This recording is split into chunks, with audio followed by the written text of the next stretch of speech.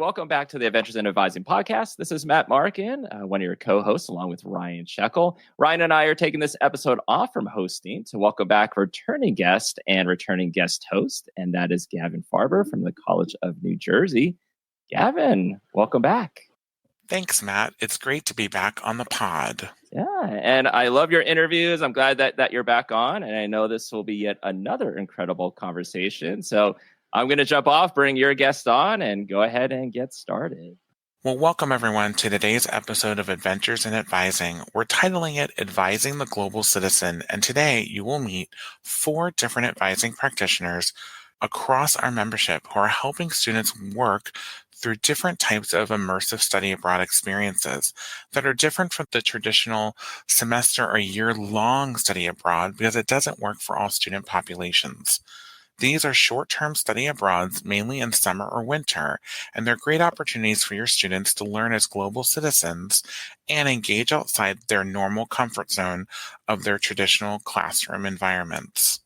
What I love about our 4 panelists is that they have gone to all corners of the globe and really are taking part in these immersive, transformative experiences. With their students on board, they're going to explain and share how they got involved because there might be advisors or advising administrators out there who might be listening to today's episode thinking, what more can I do at the mid-level? I don't know what else I can do, or is there something else I can do in my career? And this is going to fall under other duties as assigned or extras, and you might be able to work with your current institution, work with your current supervisor, especially if you have a passion for the global adventure and or spirit inside of you. So what I thought I might do is I will introduce our panelists and tell them where they are from, and they'll also introduce themselves as well. We have Dr. Sarah Imam from the Citadel in South Carolina, Brittany Hoover from the University of Florida, Chris Kirchhof from the University of Pittsburgh, and Jill Paulson from the University of South Dakota. I'm so excited we have such diversity of folks from across the states to share their experiences today. So what I'm going to ask them all to do first is tell us, who are you, where do you work on your campuses, and how long have you worked in the advising field for? And Jill, you are to my direct right, so I'm going to start with you. Awesome. Well, my name is Jill Paulson, and I am an academic advisor at the University of South Dakota. And I've been in higher ed for over 20 years now, but in advising specifically for 7, and love advising. I don't foresee myself leaving advising. I'll probably end my career here. I just really love advising. And I specifically work with teacher education students, which I think is also a lot of fun. Getting to work with students who are planning to be our future educators is, I think, a really important role in terms of helping them along that journey, and really enjoy that element as well. And Britt, you are next to Jill.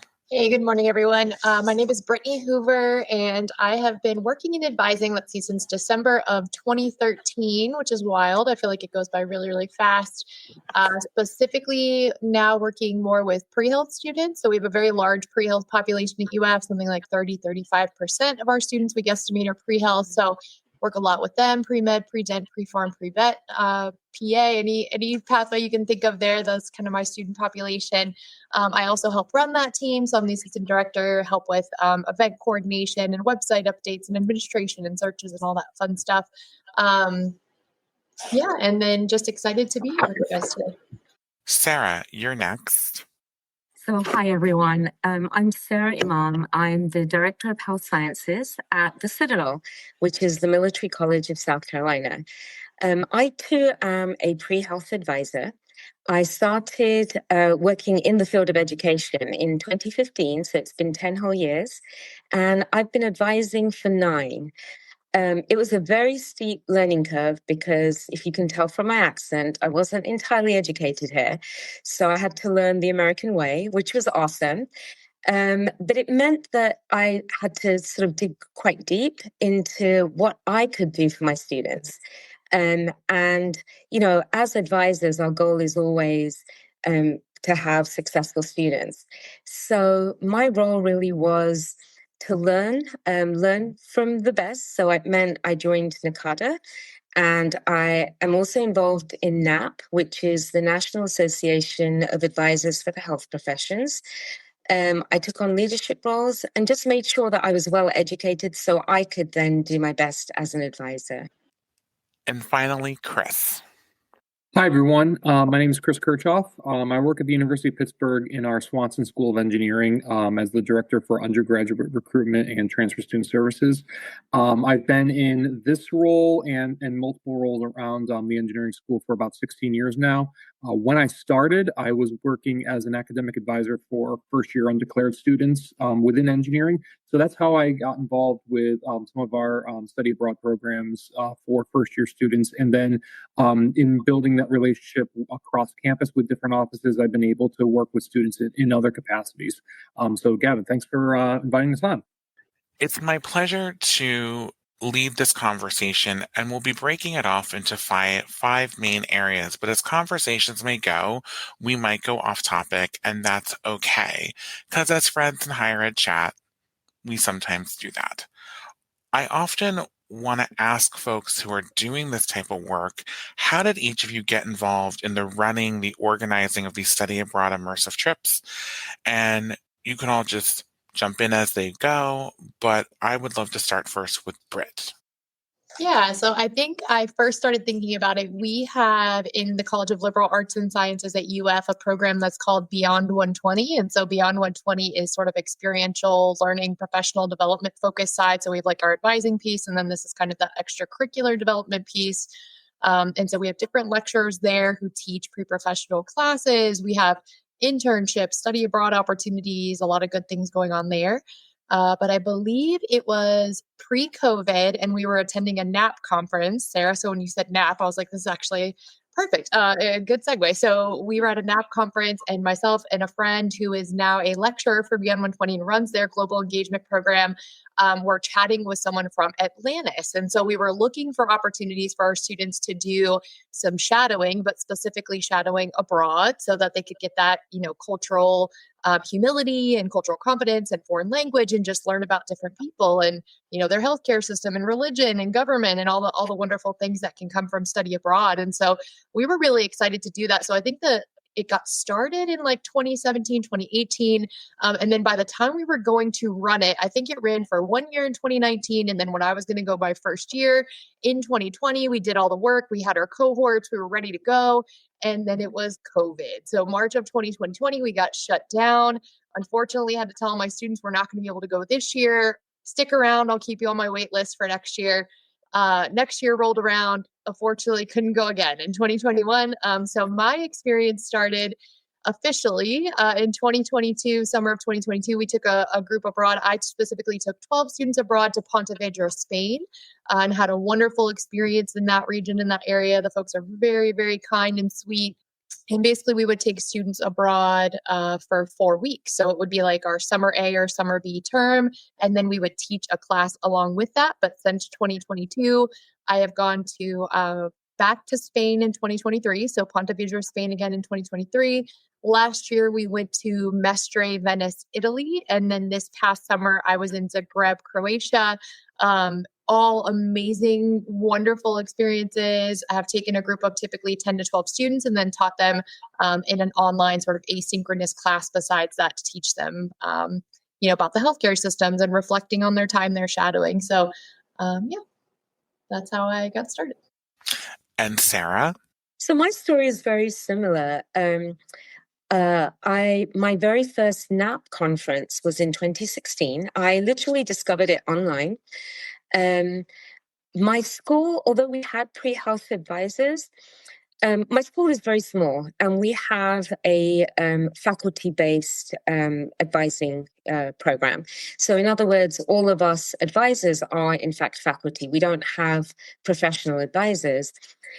And as I was on my, learning about American education experiences, I realized that for pre-health specifically, it was really important in order to be competitive, was to show something other than just being academically strong.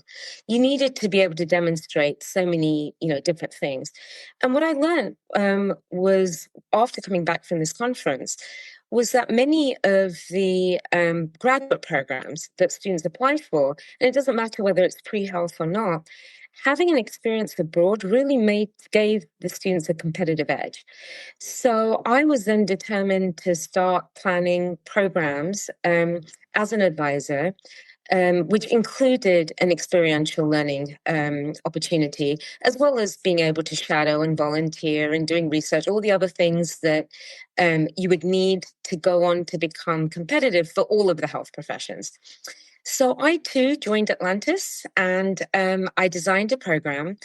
So for me, I got involved with Atlantis. Now, Atlantis is a third party that really organizes everything. So you really don't have to do anything. But at the same time, it can run a little bit expensive as well.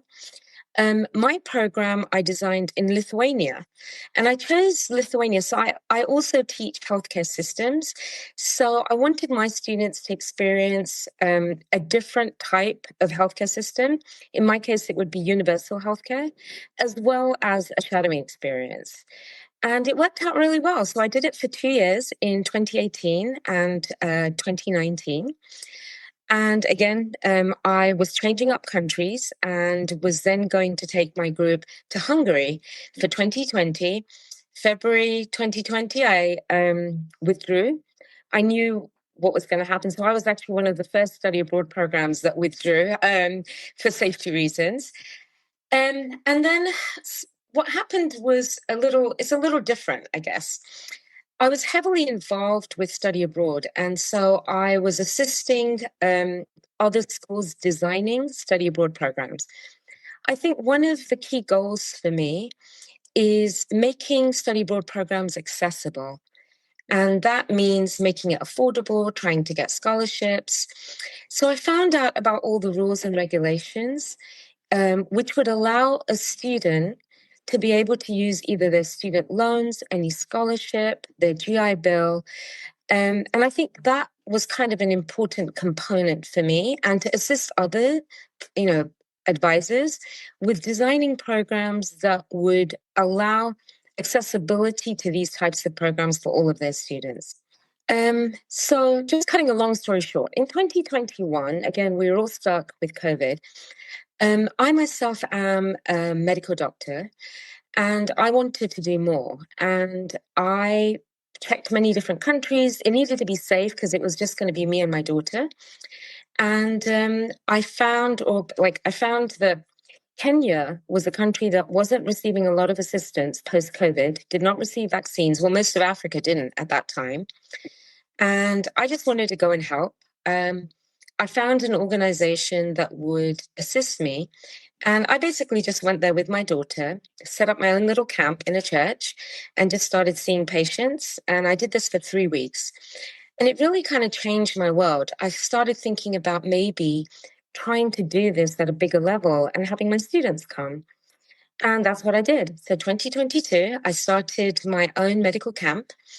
And again, I'm jumping forward. We are now the largest free healthcare provider as a medical camp in all of Kenya. So this past summer, just came back 2 weeks ago, we served just under 14,000 patients in 3 weeks. And I'll go into details about what you're doing and what we can all do as advisors. But I've had an overwhelming response and support, and the support of the Citadel mainly. But I think what's really important as advisors, you can do whatever you want to do. I really do believe that. And it really does change the outcome of students. In the past 3 years, we have had a 4-fold increase of acceptances into the health professions. So I really do believe we've changed things around for my school. Chris, how did you get involved?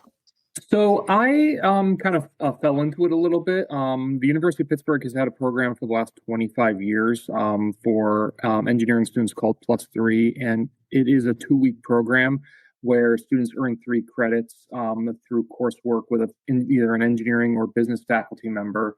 And what they will do is during the spring semester, they will learn about a certain area like supply chain or smart systems, and then they'll go to a location to study.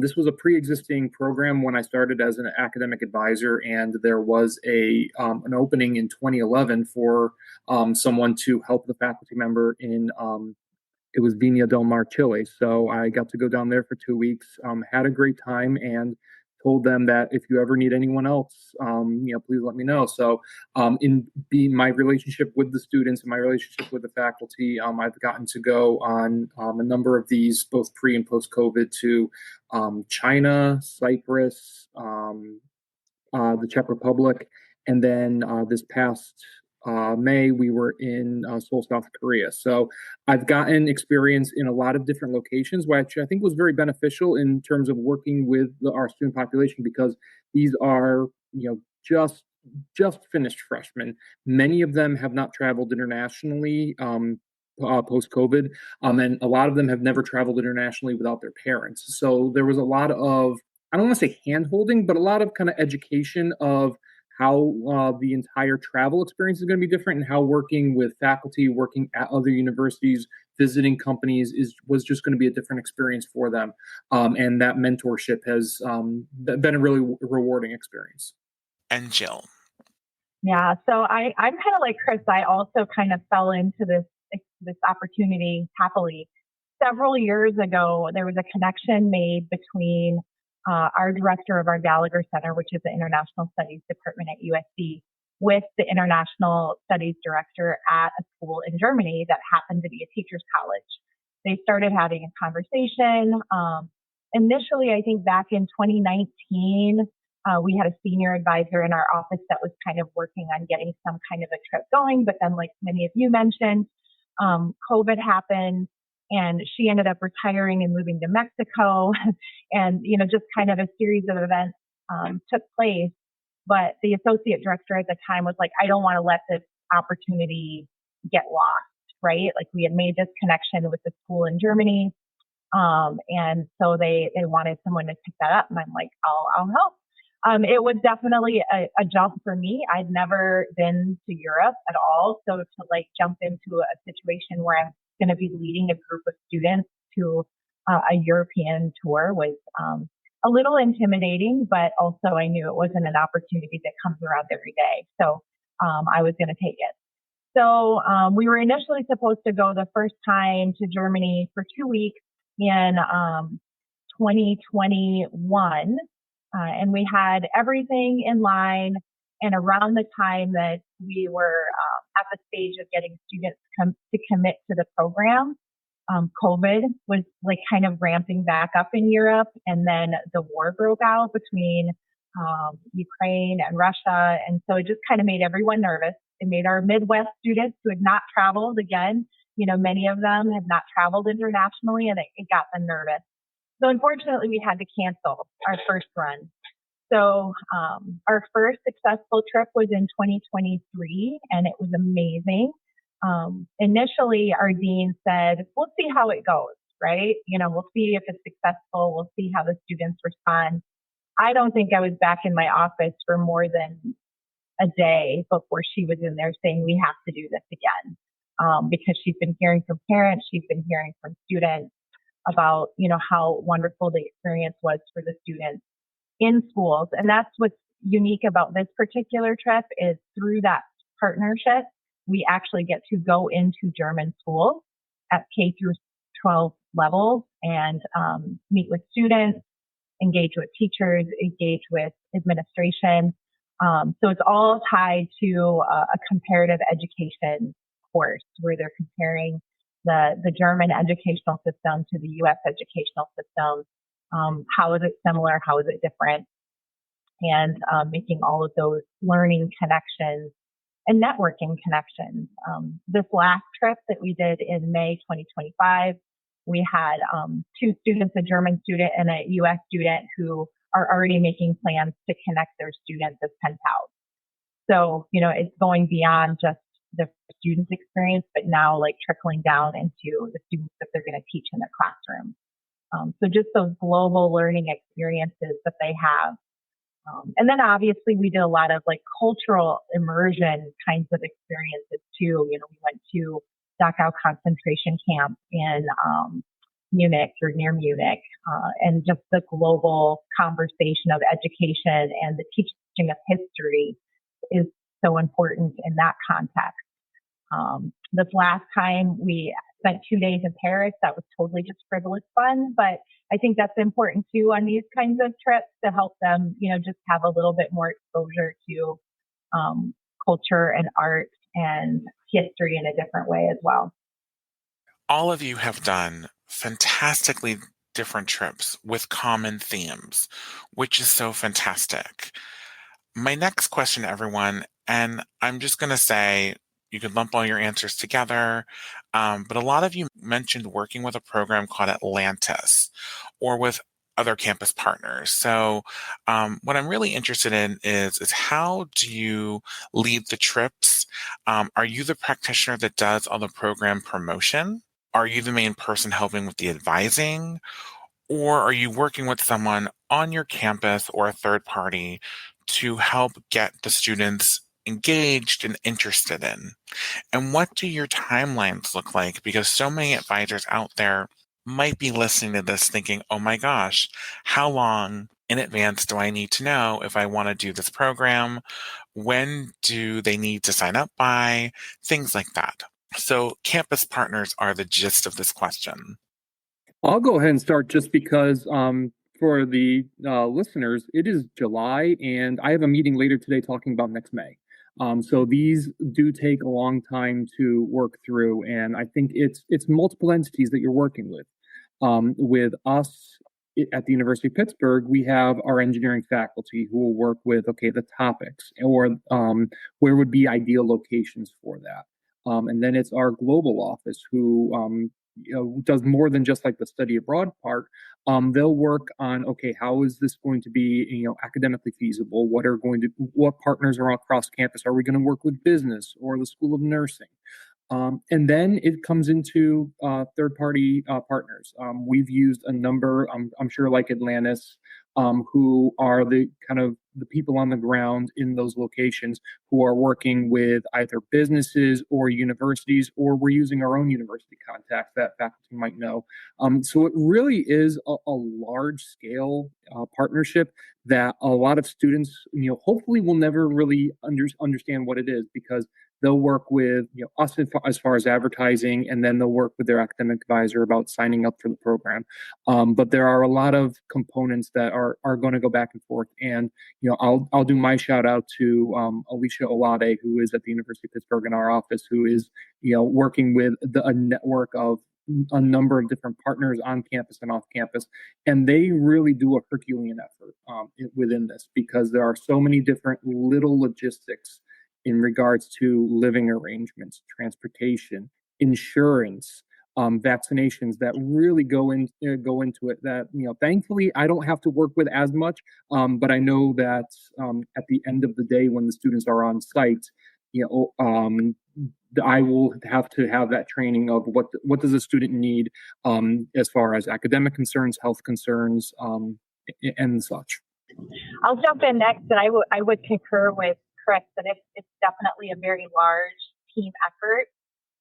And I can't not recognize my partner in this program. I'm actually a co-leader. But Dr. Nate Bates on the UNC campus, he's the German language professor at USC, is my partner in co-leading this trip. And as you can imagine, his input has been amazing, and it wouldn't be the same trip without his input. He's actually lived in Germany on and off for like graduate program and different experiences throughout his life. So it brings a lot of experience to that. Our partnership with PH Freiburg and Freiburg is also critical. They're the ones that actually help us get into the schools in their area so that we can go in and visit and talk with students.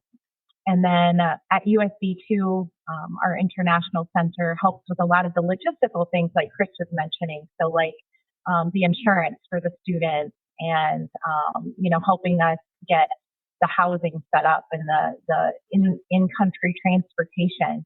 The train system in Germany is lots of fun. But, just some of those logistical things.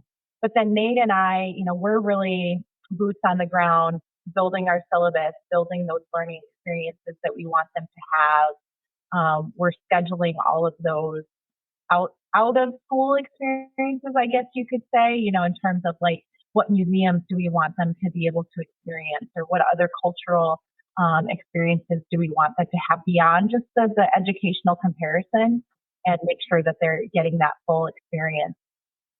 So I have found it really interesting too that through this experience, like the School of Ed, the School of Modern Foreign Languages, the International Office, like we all have to work together to make this happen. And I think that's a really wonderful thing too, because sometimes I think in a university system, we can get very siloed sometimes and be very focused on like, our own personal gain from experiences, but multiple departments on campus have gained because of this experience for students. And I think that's when the real magic happens.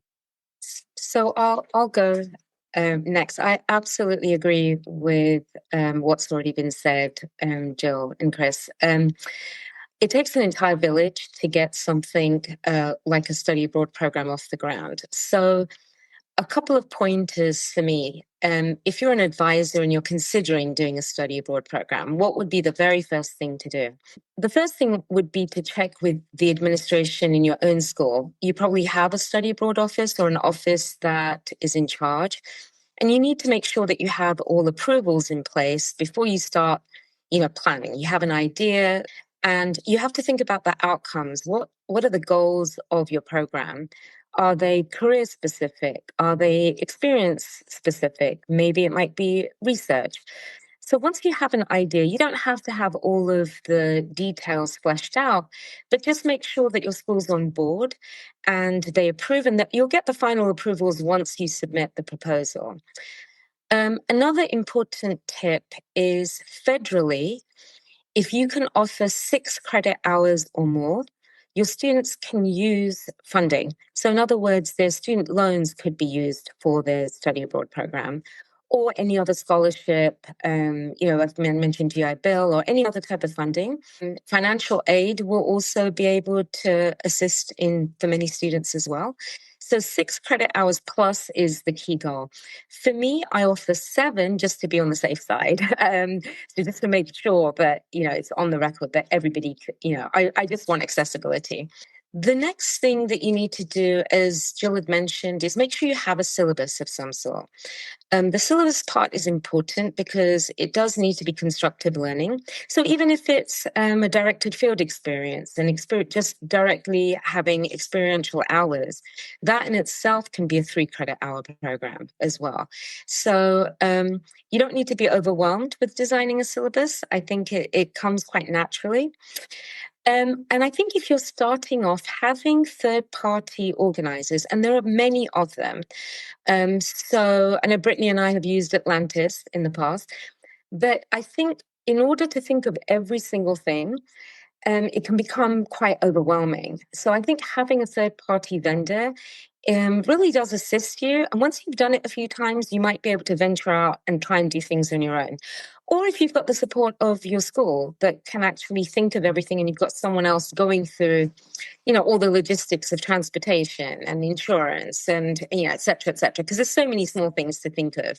So I think, for me now, I'm doing it on my own, but I definitely appreciate the fact that I had Atlantis that really showed me what the ideal type of experience that I wanted would be like.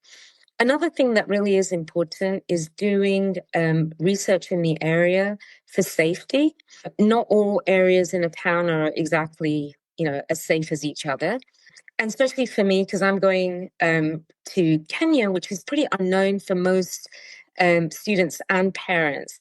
So we really have to sort of show them what safety measures we're taking in order for parents to entrust their little munchkins with us, right? So I think safety is very, very important for me. We did the same thing when I was taking the program to Lithuania. It doesn't matter where it is. I think that should be in your priority when designing a study abroad program as well. And I hope that helps anyone that's thinking about study abroad programs. And I also want to add, advisors, even if they're not currently teaching academically, they can design a study abroad program and take students abroad. This is important, and it's pretty much supported throughout every school as well. So it's very possible to do. Yeah, I'll sort of piggyback off what Sarah said. Number one, I loved how you like jumped in and were like, if you're looking to do a study abroad, just look at these things. So that was a great tidbit there. And then a little bit like Jill. So when I first started, I had never been abroad either. And so here I am being the director of UF in Pontevedra, Spain, clinical shadowing, but they, kind of told me I was okay because I was a pre-health advisor and ethically, and I had taught some classes, you can, still give good feedback, right? So I think one of the first things we did again was like outcomes. What are we trying to get out of this program? And so by partnering with Atlantis, again, it was to increase the opportunities for shadowing for our pre-health students because we just do have such a large population, as well as helping them learn about different healthcare systems. So whether it's universal or public healthcare system, how they treat patients differently there. So when we partnered with Atlantis, the goal was a 4-week program, 80 hours of clinical shadowing, 20 hours a week, where they would rotate different departments in the hospital so that they could hopefully get a couple that they preferred, but then maybe even a couple they'd never thought of, right? To just be open to urology or some of the less, fun maybe departments. And so we started by partnering with Atlantis, but then we also partner with our University of Florida International Center. So behind the scenes, as far as like running the application, submitting the student paperwork, helping with how they're going to finance the program, applying for scholarships, making sure they're registered for the class. A lot of that's done through the University of Florida International Center. So definitely leaning on partners, campus partners, third-party vendors, I think is super important. I had a really great mentor who had done it the year before me. So as far as like steps and what we need to do and paperwork and passports and vaccination, she was very, very helpful with kind of getting all that in order. So I would say find a mentor, find a friend as well who's maybe done it before and lean on them a little bit. And then as far as timeline, yeah, definitely is like a full year timeline. We typically will post our application kind of August, September. We'll run interviews kind of September through early October, make our decisions with a few students on the backup wait list. Once we've done that, then it's really getting them into the applications and the paperwork to go abroad, get registered, get their aid in order. And then we start having pre-departure meetings with them, which I also think is super, super important to sort of set those expectations abroad about safety and what to bring and, expectations and ethical things about shadowing and working with patients, right? So we kind of set the goal early for that and start those kind of January, February and run those through our final pre-departure meeting, which I guess this year I went summer A, usually I go summer B. So it was a little earlier this year. We were finishing those up in April. So that's kind of the timeline for us when going abroad. Takes a full year to sort of get everything, application, interviews, meetings, enrollment in the class, then creating your syllabus and running the class online for summer A while they're abroad. And then we typically as faculty, we go with them the first week and make sure they've all arrived safely. We have their flight info. We get them into the housing with Atlantis. And then Atlantis has a local site manager. So for example, Croatia, I had no idea. You know what I mean? I was like, oh gosh, I've been to Spain. I've been to Italy. I don't even know what to expect in Croatia. But luckily, we had JB and he was a local from Zagreb, Croatia, knew the language, had no problem getting us into our housing. So just very beneficial as well to have those people who know a little bit more about the local culture, language, healthcare system, hospital as well. So what is the greatest lesson you've learned while abroad, leading these trips from your students? What can you share with us? I'll hop in on that one. Just to kind of reiterate to you a little bit what, Brittany and Chris and Sarah have said too, just in terms of the planning early.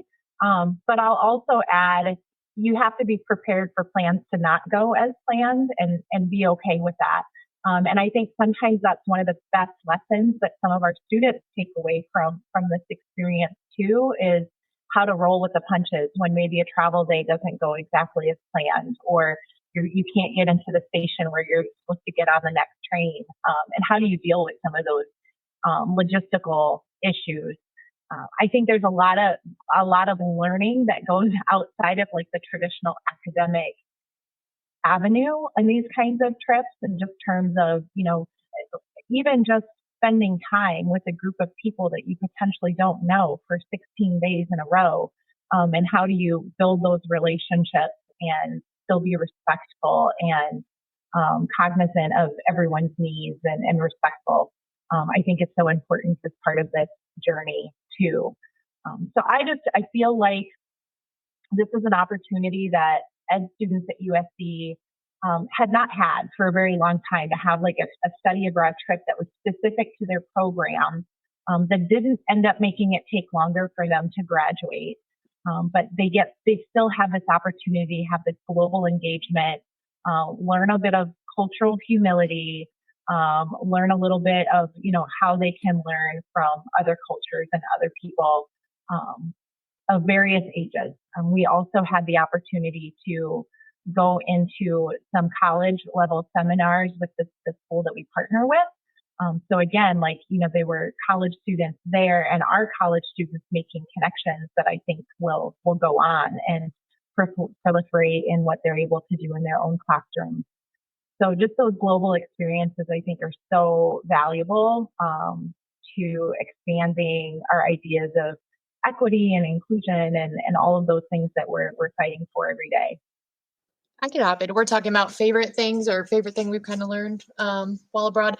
I would say my favorite thing about going abroad with my students, or what I've learned, is reading their reflection journals every week. I don't know why, but I just love it. I love hearing from the student voice of what they were doing every day, and they got to see a baby be born, or they got to see this cool surgery, and they just love, so I love hearing that perspective. And then I think as an advisor, it gives me a different opportunity, right? So I get to know my students on a different level when I'm abroad with them, and we're eating breakfast together, and we're going for walks and going to museums and on city tours and things like that. So I love that I get to build maybe a little bit of a deeper relationship with these students professionally. And they, I have followers, but UF is so big, right? So we have 10, 12,000 pre-health students plus alumni, huge population. So I get some followers, I call them, who kind of come and see me and, stay with me all 4 years, and I get to see them throughout their journey. But, I've taught a class at UF, and now going abroad, I have these cohorts of students who literally they bring me, and I'm going to laugh because I'm going to show you this, but they bring me pictures of when we were in Italy together, and, little presents and, just little things like that, and getting to see them on their journey. And, eventually, because I've gotten to know them so well, maybe writing them a strong letter of rec, which I don't always get to do if I don't know my students well. So I think that's sort of been my favorite part, is really reading their reflections and getting them ready to write about it in their med school apps. And then just getting to know my students on a different level than sort of the day-to-day advising conversations, and seeing them kind of throughout their whole journey has been my favorite. I'll jump in. Whenever I talk with students about going abroad, I tell them that my favorite moments are those kind of fish out of water moments, when the students realize that they are in a different place. And it might be either with food, or you're on the subway and just something is different, and they have to kind of work their way through. And talking with students about the idea that you have to become comfortable being uncomfortable. You're going to be in situations where this is not a vacation. This is a class. This is an academic trip.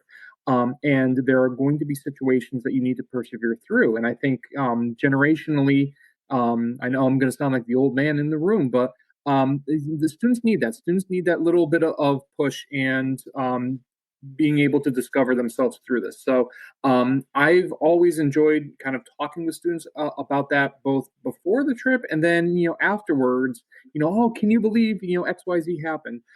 Those are really just, I think, important soft skills that students learn on top of everything else that they're learning academically, because those are going to be things that they can talk about later on in, job interviews or on professional interviews for graduate school, et cetera.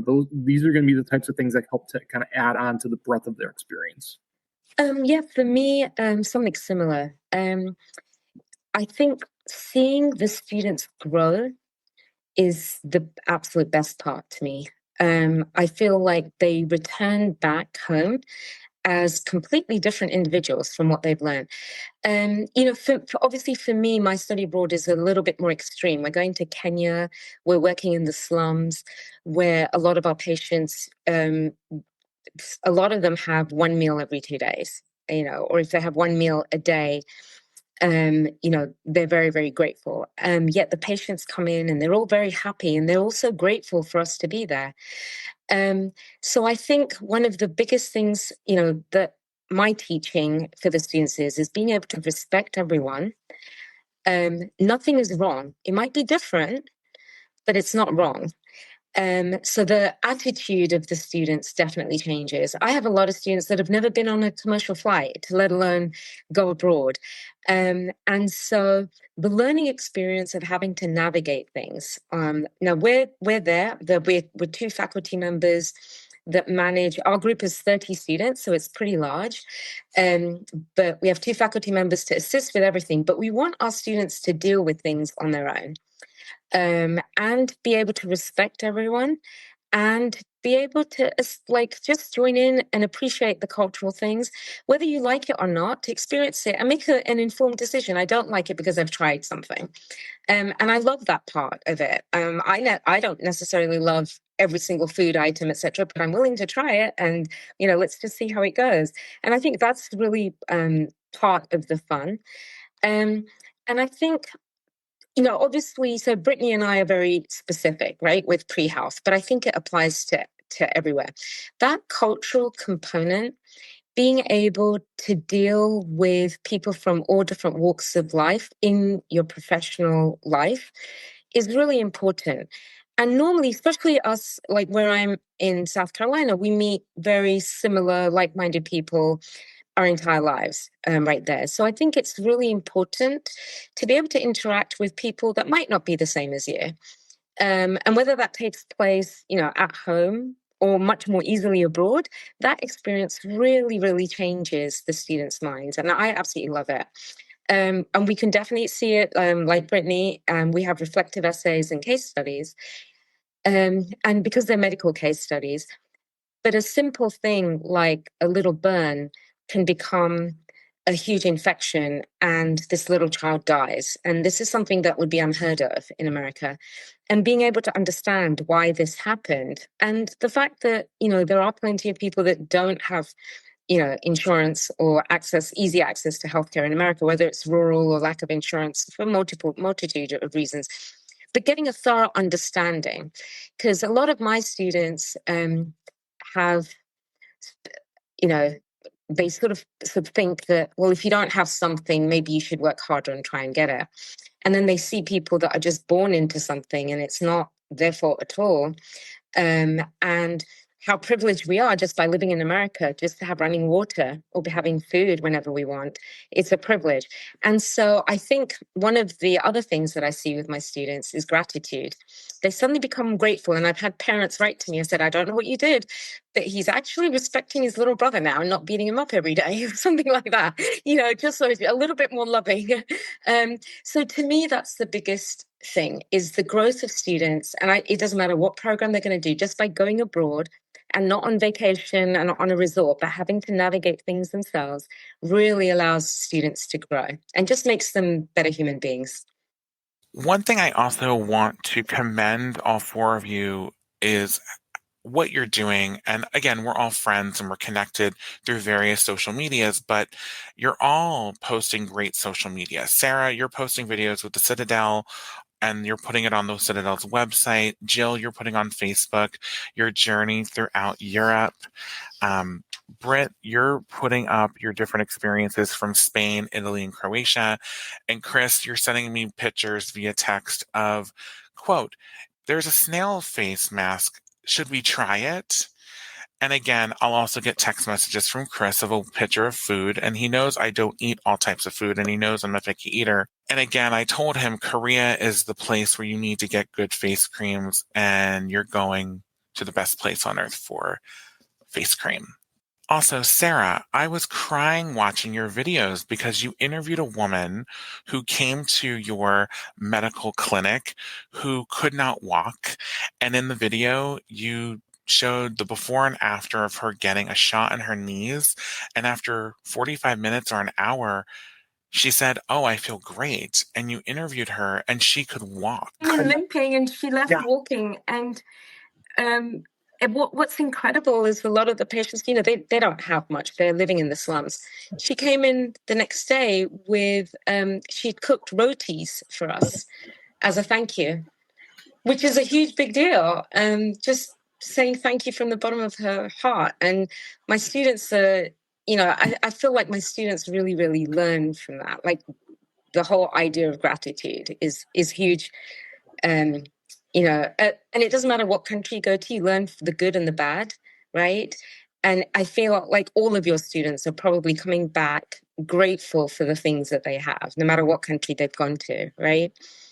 I think I'll have to add all of you to my social media too. Oh, yeah. A couple more questions. I have a random one. If you could plan the dream location, what location would you go to and or pick from?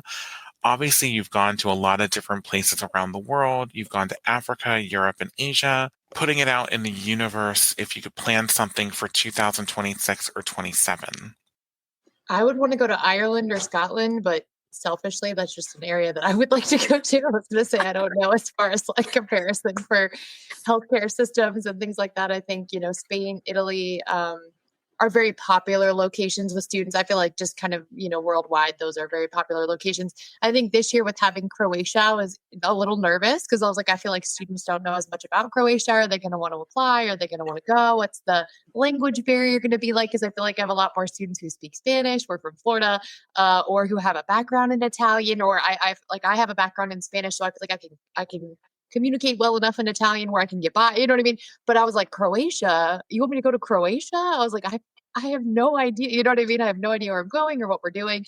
And so I would say for my students, if I wasn't being selfish for myself, somewhere with, a good enough, where they can communicate well enough to sort of get around, you know what I mean? And have those conversations with doctors and healthcare professionals and patients, or even if the healthcare professionals are translating and sort of letting them know what's going on, somewhere with an area that they can understand. I guess Croatia was actually, I will say, it was wonderful. I was very pleasantly surprised that I had less of a language barrier in Croatia than I did in Italy, which I thought was so interesting. And lots of people I feel like are speaking English. And, that's kind of what I encourage my students. I'm like, if you could have any special skill or superpower, learn another language. Like if you take anything away from me this trip, learn Spanish, learn French, learn, Croatian, whatever it might be. But to me, that's such a great skill to have. And so, yeah, that's my little soapbox. I'm gonna jump in on what Brittany was saying too about the whole language thing, because this is a little off topic, Gavin. I will answer your question too. But one of the favorite schools our students went to was actually a lower elementary school up in the Black Forest, where a lot of those students did not know English, right? So this was probably the school where there was the least ability for our students to be able to communicate with the students there. Now, there were a few. There were some students who knew English. Maybe they spoke that as a second language at home, but by and large, most of the children did not know English yet. So it was just really interesting to see how they found these other ways to communicate with those kids, whether it was through music or gestures, or, they did, find a couple of the students that did know English pretty well, and they would act as interpreters and kind of help have this group conversation. And that ended up, interestingly, I think they enjoyed all the school experiences, but that one was definitely a favorite for a lot of them. And it was just interesting because it was, in terms of communication, the biggest stretch, right? Like it was the place where they were stretched the most to find ways to communicate and find ways to connect with those kids. But it was such a fun experience.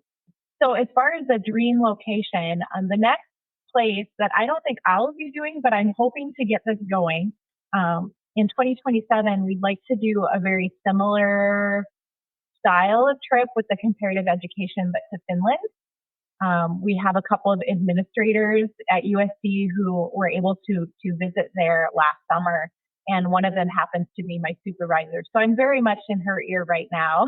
I'm like, I'll help you get it going.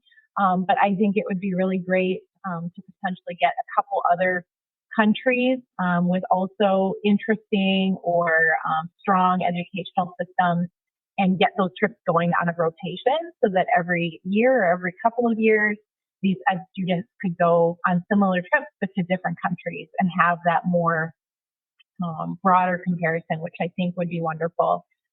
Nate and I are planning our next trip already, whether it happens in 27 or 29, we'll see, but Freiburg will always be our home. We all have fallen in love with Freiburg, Germany, and we love the schools that we get to visit there. But we always try to switch up some of the extra places that we go. So like the day trips or those kinds of things. The first time we did a day trip to Basel, Switzerland and Strasbourg, France. This time we did a day trip to Salzburg, Austria and Paris, France for a few days. Next time, and like you, Brittany, this choice might be a little selfish, but I think we're going to try and go to the Czech Republic because that is my family heritage. So, or what do they call it now? Czechia? It changes all the time. But hopefully Prague and then maybe Berlin, which we have not done in Germany yet. So always kind of trying to keep it fresh too a little bit for the students so that they're getting different experience. I guess I'll jump in. So for me, because it's healthcare based, I would love for my students to see a really great healthcare system. Unfortunately, most of those countries tend to be a little bit expensive. So ideally, I would love Finland, Sweden, Norway. I did try and do a budget for such a program, and it was almost double what my students are paying right now. But I think it would be really interesting learning from a healthcare system that provides for everyone in the country, but has government readiness and has really highly trained medical professionals. And more importantly, patient satisfaction is extremely high. We have some of the happiest people on earth living in Scandinavian countries. So I would love that. My other ideal country would be Taiwan.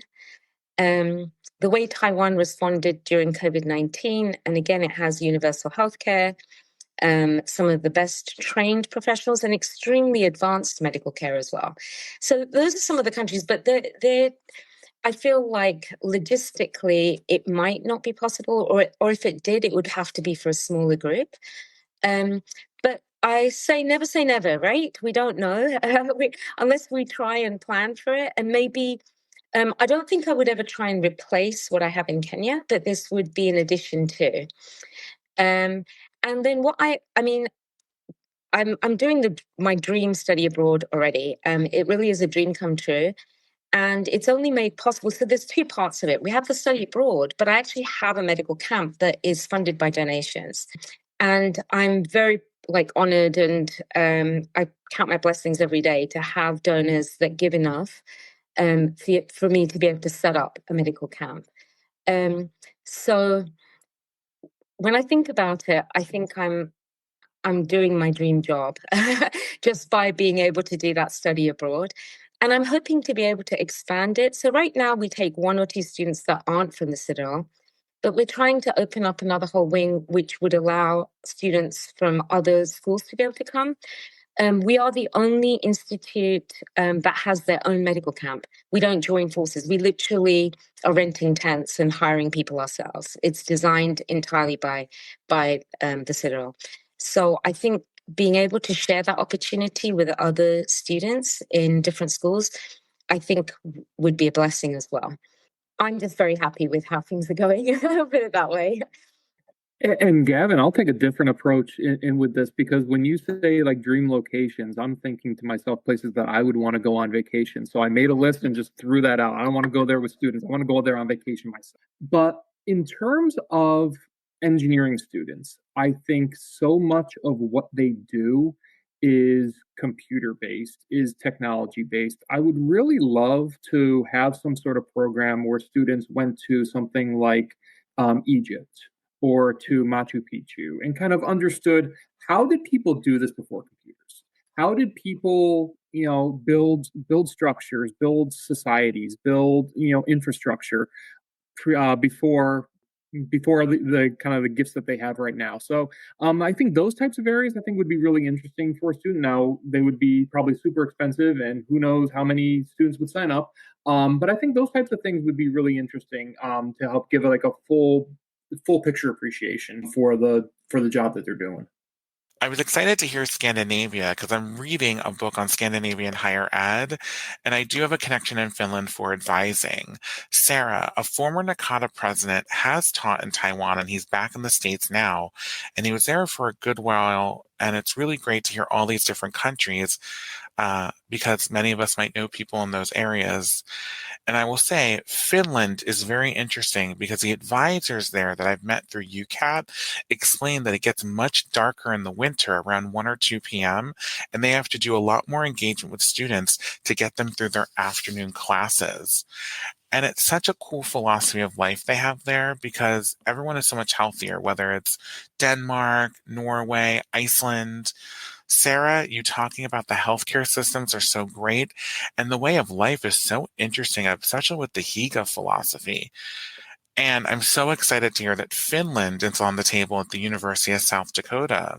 My last question, real quick, your advice to anyone out there listening who might say, this is such a great episode, I want to do this. What is a piece of wisdom you'd like to share with people who are interested in beginning the process, especially if they are just at the poof, I have an idea that I want to take students abroad? I'll jump in on that one, Gavin. My first word of advice would be do it, right? I think, I had that initial sense of trepidation when I was given the opportunities like, oh, can I do this? And I don't regret it for a minute. Like, has there been stressful moments? Absolutely. There's stressful moments in the planning. There can be stressful moments on the trip. And that leads to my second big tip of advice is if you can have a partner, or a co-leader to go with you, I think that's huge. Because you can't, as a leader, you can't be 100% on all the time. Like, it's just not feasible when you're leading a group of, 10 to 20 students in a foreign country and you're going through all of this too, right? And that's why I think, having Nate was just a life sent to me, or, God sent to me, because, we were often able to tag team, in terms of when issues or problems or student conflicts might come up, we could tag team a little bit. And I think having a great partner to work through all those planning elements and to work through all the things that might happen on the ground, just make it so much easier. And we've become friends too. Like, that's the other element of it is like, I've gained a friend out of this experience from a department that I probably never would have engaged with otherwise. And I really feel like I've gained a lot from that experience as well. Out there, if someone is interested in getting involved in these types of programs, one is going to be obviously find the partners on your campus and make those connections and really be persistent with your interest, an interest in either developing a program or hopping on to support already existing programs. I think one thing that also advisors can bring to the table, especially if you're not a teaching faculty member, if you're just an advisor working with students, and that not just, but if you're working primarily with undergraduates or graduate students, I think showing what the return on investment is going to be for these study abroads is going to be important.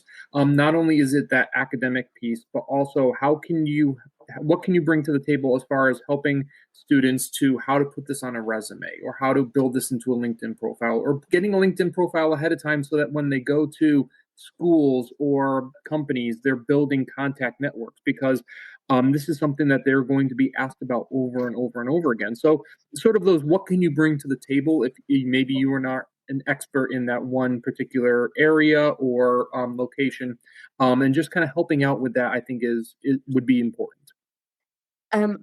Work backwards. Look at your outcomes. Look at what the whys. Why do you want to do this program? What's in it for students? Why would a student want to do it?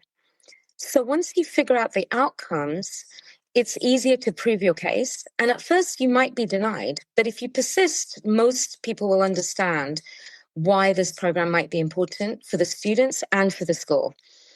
And if it leads to student success, it's even more important. So whatever it may be, whether it's education, as in teaching education, languages, engineering, healthcare, the why component, I think, is very important.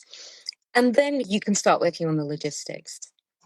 Yeah, those were all great answers. I'll just sort of echo. I think with us too, it was kind of like what are we missing for our students? You know what I mean? Like what is something that's kind of a need for our students? And it was the more healthcare experience, more good quality shadowing experience, learning about different cultures. And so we sort of started with that and kind of worked backwards and then created the online class with what are we trying to get them to think about here? We want them to journal. We want them to learn how to write about this in their med school applications. We want them to compare the healthcare systems, learn about different cultures, so I think we started there. And then again, leaning on partners. University of Florida International Center has been doing study abroad programs forever. So we kind of leaned into with them and had meetings, and then Atlantis and their experience, in hospital systems abroad. So really just, again, not reinventing the wheel, talking to other faculty or International Center on campus and seeing what's already out there, what's possible, maybe what's not. And then just diving in from there. But yeah, don't be afraid to even, if you can dream it, you can do it. So, come up with those ideas and then see how far you can take it. I think you've ended on a really phenomenal note, Britt. If you can dream it, you can do it. I love that. That's the quote of the session.